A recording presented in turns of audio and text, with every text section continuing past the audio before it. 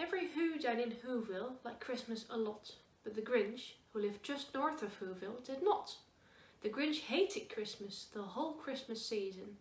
Now please don't ask why, no one quite knows the reason. It could be his head wasn't screwed on just right, or it could be perhaps that his shoes were too tight.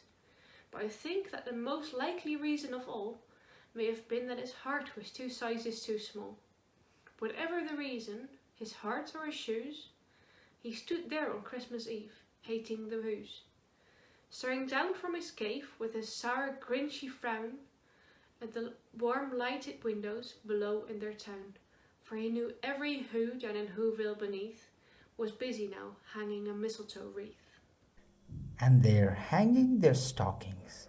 He snarled with sneer. Tomorrow is Christmas. It's practically here. Then he growled with his Grinch finger nervously drumming. I must find some way to stop Christmas from coming.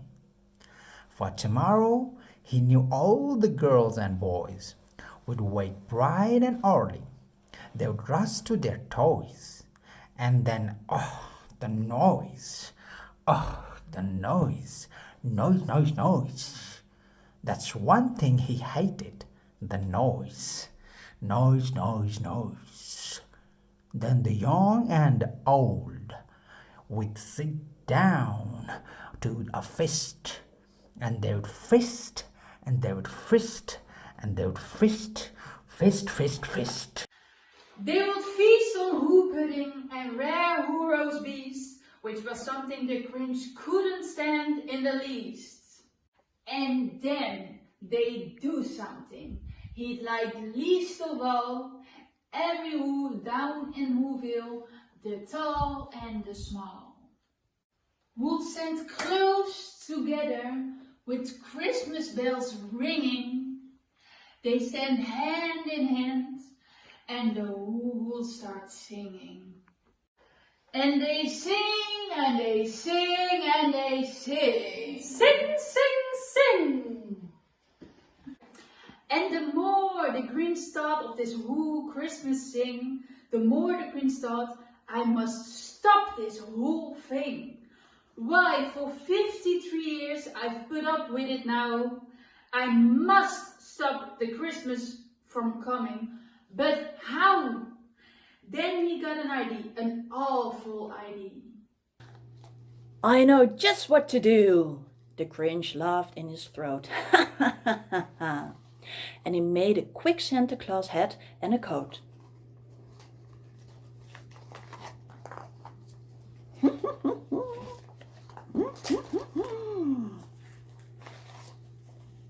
And he chuckled and clucked. What a great Grinchy trick! With this coat and this hat, I look just like Saint Nick. All I need is a reindeer. The Grinch looked around. But since reindeer are scarce, there was none to be found. Did that stop the old Grinch? No, the Grinch simply said. If I can't find a reindeer, I'll make one instead. So he called his dog Max. Then he took some red thread and he tied a big horn on the top of his head. Then he loaded some bags and some old empty sacks on a ramshackle sleigh, and he hitched up old Max. Then the Grinch said, "Get up!" and the sleigh started down toward the homes where the Who's lay snooze in their town. All their windows were dark, quiet snow filled the air. All the Who's were all dreaming sweet dreams without care. When he came to the first little house on the square. This is stop number 1, the old Grinchy Claus hissed, and he climbed to the roof, empty bags in his fist. Then he slid down the chimney, a rather tight pinch, but if Santa could do it, then so could the Grinch. He got stuck only once for a moment or two. Then he stuck his head out of the fireplace flue, where the little Who stockings all hung in a row. These stockings, he grinned, are the first things to go. Then he slithered and slunk, with a smile most unpleasant, around the whole room, and he took every present: pop guns and bicycles, roller skates, drums, checkerboards, tricycles, popcorn and plums, and he stuffed them in bags. Then the Grinch, very nimbly, stuffed all the bags one by one up the chimney. Then he slunk to the icebox. He took the Who's feast. He took the Who pudding. He took the roast beef. He cleaned out that icebox as quick as a flash. Why, that Grinch even took their last can of Who hash. Then he stuffed all the food up the chimney with glee. And now, grinned the Grinch, I will stuff up the tree. And the Grinch grabbed the tree and he started to shove. He heard a small sound, like the coo of a dove. He turned around fast, and he saw a small Who, little Cindy Lou Who was not more than 2. The Grinch had been caught by his tiny Who daughter, who'd got out of bed for her cup cold water. She stared at the Grinch and said, "Santa Claus, why? Why are you taking my Christmas tree? Why?" But you know, that old Grinch was so smart and so slick. He fought up a lie and he fought it up quick. Why, my sweet little tot, the fake Santa Claus lied. There's a light on the gut and light on the side, one side. So, I'm taking it home to my workshop, my dear. I'll fix it up there, then I'll bring it back here.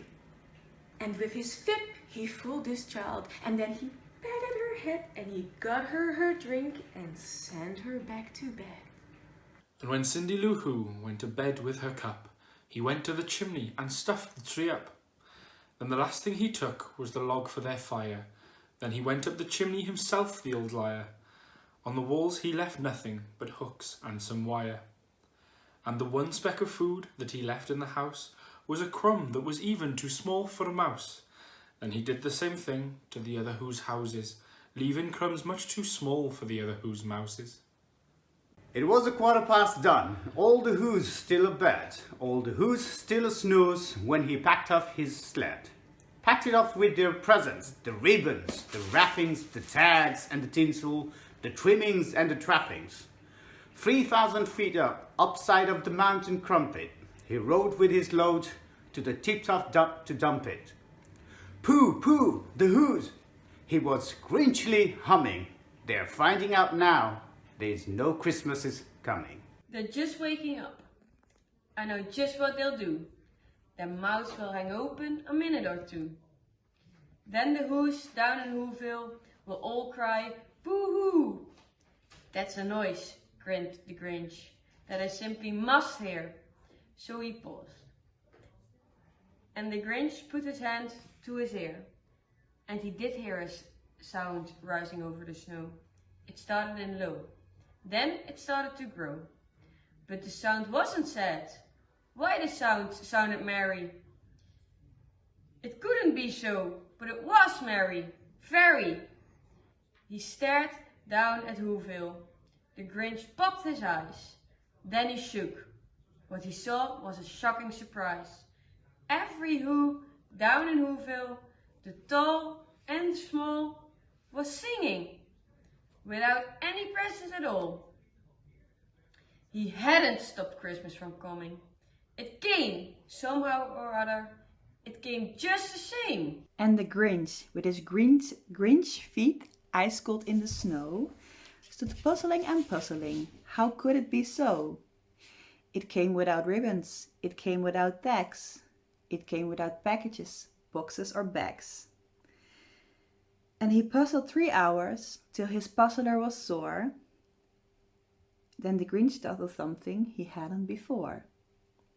Maybe Christmas, he thought, doesn't come from a store.